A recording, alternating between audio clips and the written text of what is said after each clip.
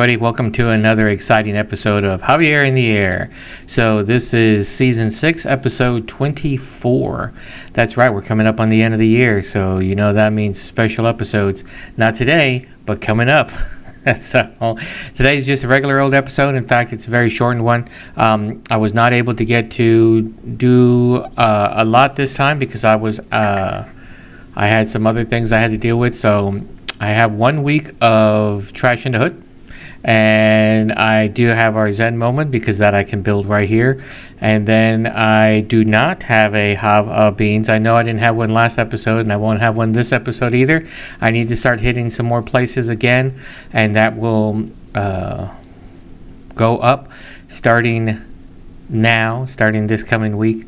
And then we have our usual spirit times where I have a nice Pennsylvania Dutch eggnog to try for us.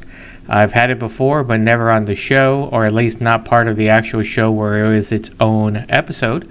So I'll be doing that, and there you have it. So let's go ahead and get this short one out of the way by going to Trash in the Hood. Dark Frog Social Media presents Trash in the Hood, Week 174. Hey everybody, welcome to Week 174, Day 1. So here's the map for the course, and I've been putting these maps up because people have been wanting to know what kind of routes do I do. So this one took me from the house out to 620 out to Anderson Mill down for a bit, and then around and back home. So it was 2.12 miles, not bad. So here's a brief shot of me and one of the newish streets that I go down now. So ever since I've been expanding my distance, I've been having to hit more places. So here we go. This one takes us back to El Salito, and then El Salito back home. So here we are. So we had, it was unbelievable. We found 134 cigarettes. 65 of them, or between 60 and 65 of them were between a 30 square foot stretch. So a 30 square stretch is actually probably about 60 square, maybe 40 square foot, is basically the length of two houses. So I'm not going to tell you where we found them, but unbelievable, 134 cigarettes. A bunch of beverage cans, malt liquor and stuff like that, and then a lot of paper and receipts. And, I think I found a hoodie, and there's a mechanic's rag and a bunch of beverage cups. And so it was a really crazy time out there on that. A lot of some of this was on the newest street, mostly just the cigarette butts. But if you go down 620 in Anderson Mill, 620 in El Salito, you're going to find a lot. So here's day 4, week 174. And as you see, this took me in a totally different direction. It was at 2.52 miles. Took us out to, I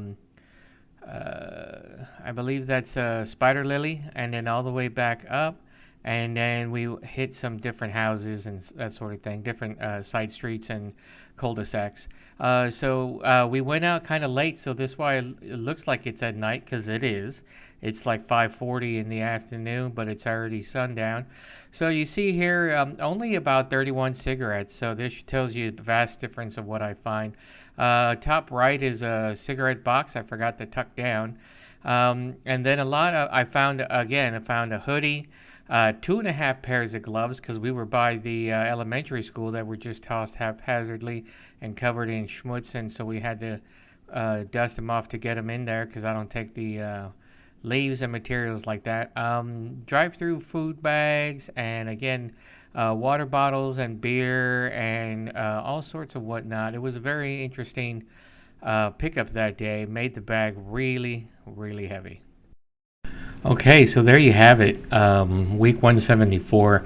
I only got 1 week in. What would have been week 174 was actually due. Our non-walking was due to the fact that it was so dang cold and rainy, on and off, enough to the point where we just weren't able to get out and do it. The cold really affects me pretty bad, especially in the joints. And my walking partner was at the same slant. And actually, that's not true. The walking partner was out on vacation. Her and the hubs went out to South Korea and Tokyo. So they were having a great time while I was miserable here in the cold. So that probably didn't help with my motivation as to if it was just me, makes it harder for me to convince me that I need to get out there. So anyway, this week 174 we did do it. Some of that was by myself as well, but I had to get out because it does help me feel better when I walk. Less pain means that I can sleep better. So fantastic thing. We're talking about weight. My times are not very fast as far as time per mile, because I am stopping and walking and picking up trash. So people were asking me how long does it usually take me. So something like that, 2.52. I don't know if it showed there in the map or not, but that took me about 1 hour and 15 minutes. So, so the pace is not very fast because I am picking up trash. However, it also has to do with the weight, not just the weight of me, but with the weight I'm carrying. So, for example, most often I take the Camelback, which is a water container that I have on my strap to my back that I take with me, and that's usually full. So that has about a gallon. About a gallon of water on there, plus the entire backpack itself. So that's probably between 10 and 15 pounds. And then on top of that, I have that yellow bag that you've seen in some of the shots here of me walking. And that is probably 3 or 4 pounds by itself. And I have that slung over one shoulder. But then it depends on what I pick up throughout the adventure through the walking route. One of those days there, I picked up a hoodie and a bunch of gloves and some heavy bits of cardboard, and so it was probably 20 pounds by the time I got done back to the house. So that slows me down, and that makes things a little bit heavier. So now, on the days that you see me where I'm not carrying anything, we're doing just like a 5K early Saturday morning where we're walking out, and then James is meeting us to pick us up and then take me back to my house. I don't take any trash with me because we're going straight to like a bakery or a restaurant, and we don't want to take any of that in there. Causes issues and blah. And plus, some of those streets are just so bad that I could just sit there and spend time doing it. So if anybody would like to join me one day, if I could get 5 or 6 people, I think that'd be a great little community effort thing.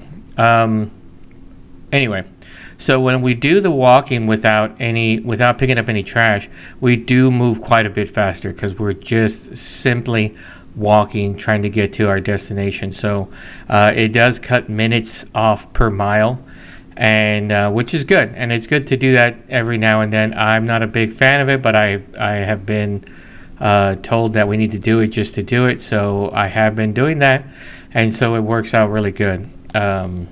And I get to see the difference between walking with and without all that stuff. Sometimes I don't even take the Camelback, and we move even faster. But I like to stay hydrated, so I almost always have the pack with me. Well, there you have it. So, all right. So we're going to go into our Zen Moment. It will be another AI generated one. I'm still trying to work magic with that to see if I can get something that I really, really like. So far, I haven't, but we'll see. So here's our Zen Moment.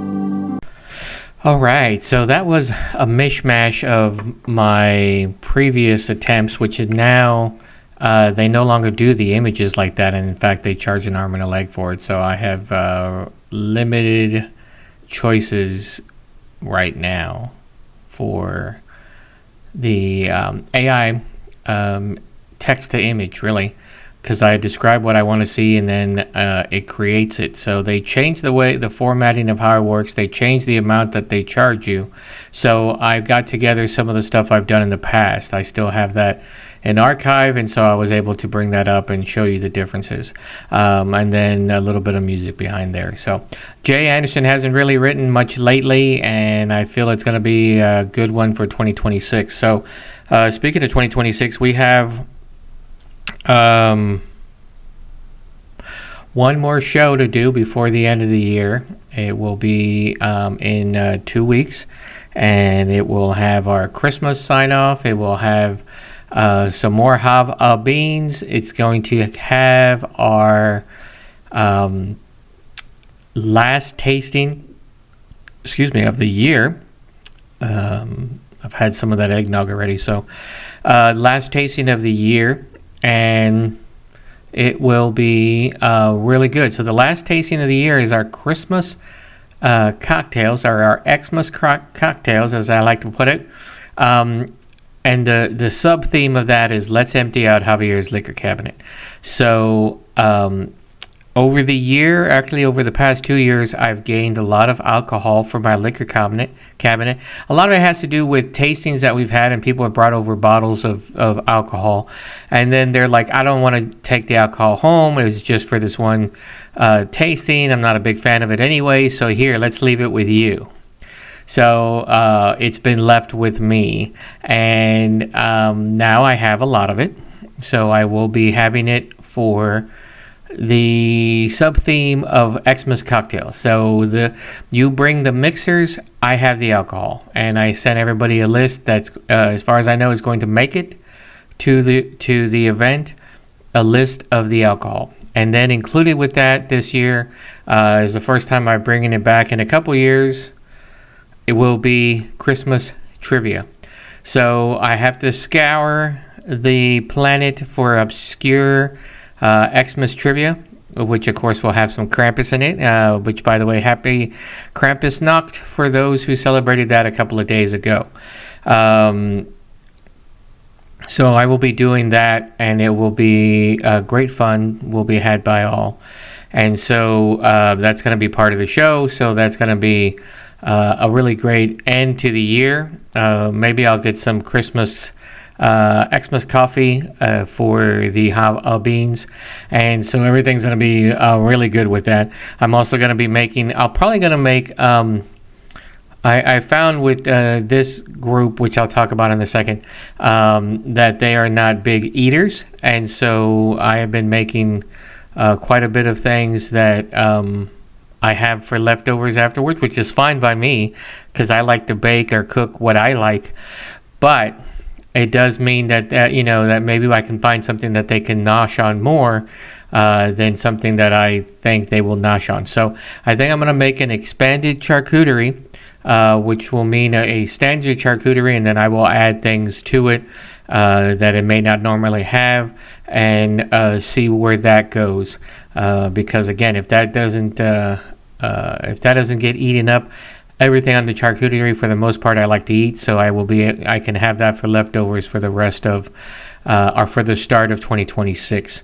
So 2026 is going to be season 7. I've been waxing and waning on some of the episodes here. Interest has been flagging for the show as well, so I'm going to try to see what I can do to make season 7 a banger, and see if I can get people to start participating and viewing it more. So I already did that. I already started to do that by putting it on Spotify, which hopefully somebody will just run across it and be like, hey, this is an interesting show, and start watching it. So, but if you have any ideas for me of what I should do to change the show besides just having my face on the show, which I know I need to start really getting on that, then let me know, and if it works out, I can do it. All right, so let's now go into our. Let's see. Let's go. I think what we have left now is our spirit time. So we're going to go ahead and go into it. I already broke into the eggnog, so I might as well go ahead and continue with it. So here's my spirit time for right now. Dark Frog Social Media presents Spirit Time. This week, Pennsylvania Dutch. Hey, and here we go. So I have my glasses on because I will be reading here something in a second. So today's spirit time is going to be Pennsylvania Dutch eggnog. So here's the. Now this is a little bit different than some of the other stuff that I've had on the show before, having to do with just the eggnog itself and the origin of it. So I'm trying something a little bit new to see if I can add something to it, just to make things a little bit more interesting. So this is only 14.75%, so it's 29.5 proof, which makes it pretty light for some of the liqueurs that I normally have on the show. But this has a very interesting origin. So what I did was I looked it up to see what it is. So eggnog originated in medieval Britain from a drink called posset, a warm, milky beverage with ale or wine, spices, and sometimes eggs. Ugh. I know, even though this is eggnog, it's got eggs in it. Well, it's got dairy in it. So, but some places actually have egg in it. I've had it before. Not a big fan of it, but it's not bad. Anyway, so then from it was enjoyed by the wealthy as a luxury and health tonic, and then evolved in colonial America with the cheaper rum, and then became a holiday staple for us here in the States. There are regional variations like bourbon in the South and Mexican rompope developing later. I've had rompope, and it is actually pretty good as well, and it is just another variant of eggnogs. So in medieval roots, it had from the 13th and 17th centuries, like it said, there is posset, which was the ancestor of eggnog. Posset was a hot, milky drink with alcohol, ale or wine, and spices, popular in medieval Europe, particularly with the monks. So I guess monks don't get out a lot. You don't get a lot of stuff to do. You're making a bunch of alcohol anyway. Why not keep trying to make more? It was also, like I said, considered a luxury and for health reasons. They were also used as cold remedies. So if you weren't feeling well in the 13th to 17th century, mom and dad might give you a little shot of posset for you if you were rich enough. The colonial adaptation, English colonists brought the drink to America, where the abundance of dairy, eggs, and cheap Caribbean rum, or Caribbean rum, depending on which way you want to say it, led to rich, potent version of eggnog. So that reminds me of the gentleman from Better Off Dead, who said his grandmother made it with lighter fluid, and it was really good. All right, so let's see. Holiday association. It became strongly associated with winter holidays and Xmas. Tradition continued by figures like George Washington, who had his own potent recipe. I'll see if I can get that. Maybe I can have that for my drink of choice for the tasting.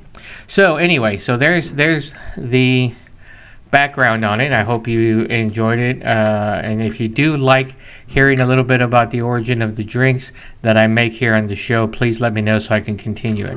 So I'm going to go ahead and pour myself a little. Like I said, I've been having some already.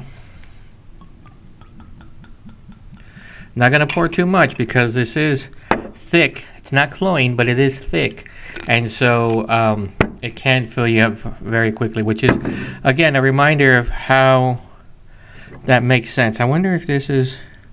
I was going to say, I wonder if this needs to be refrigerated, but I doubt it because it's got enough alcohol in there that it's not going to cause an issue, but I'll double check. Anyway, so Here we go. Look at, you can see how milky it is just by looking at the glass itself. So, Pennsylvania Dutch eggnog. Now, for it being only 29.5 proof, the alcohol hits right away, and you can smell the fumes as you bring it to your nose, or you bring it to your mouth, and your nose is there. So it's quite interesting. I like this eggnog. I've had it before. I didn't have it for the show, but I have had it at one of the previous tastings that was brought by Greg. But I've had it before as well.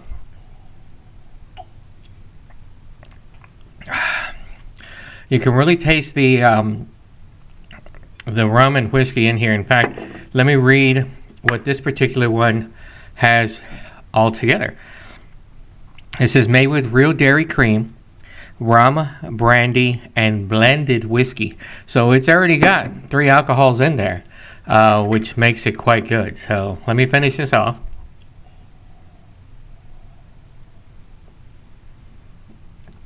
Again, I didn't want to drink too much because it can get quite heavy on the stomach as you continue to drink it. But it's a fantastic drink. So anyway, really good. I recommend it if you are going to a party and you want to bring something different than other people will bring. Though, of course, this is a holiday tradition, so a lot of people might be bringing eggnog. If you like to make your own variant of it, maybe some kind of variant of like rompope, or you want to go back and maybe make some posset, please feel free to, and send me any photos if you do, and the recipe, and I'll get it on the show. In fact, like I said, maybe I'll make rompope for the thing, or try to make the original posset. Anyway, so there you have it, Pennsylvania Dutch. If you have your own, like I said, your own special recipe and you'd like to send me to it, I can add it and have it for next time. So, all right, thanks a lot, everybody. That's spirit time. So there you have it, everybody. I hope you enjoyed this quick Javier in the Air. For those of you who may have never seen this, welcome to my show. Please let me know what you think. I'd like to try to edit it and snip it and make changes to it as I get feedback. So your feedback is always welcome. Please, if you enjoyed the show and you'd like to get notifications of it, you can add me to your YouTube as for Javier in the Air, not on the air, Javier in the Air. Or you can reach me out by my YouTube handle, which is # Javier in the Air 01, all one word. And now I'm also on Spotify, so you can reach me out there as well. So I hope you enjoyed the show. Please let me know what you think, and I will be back for the last episode of the year. So I'll see everybody then. Thanks a lot, everybody.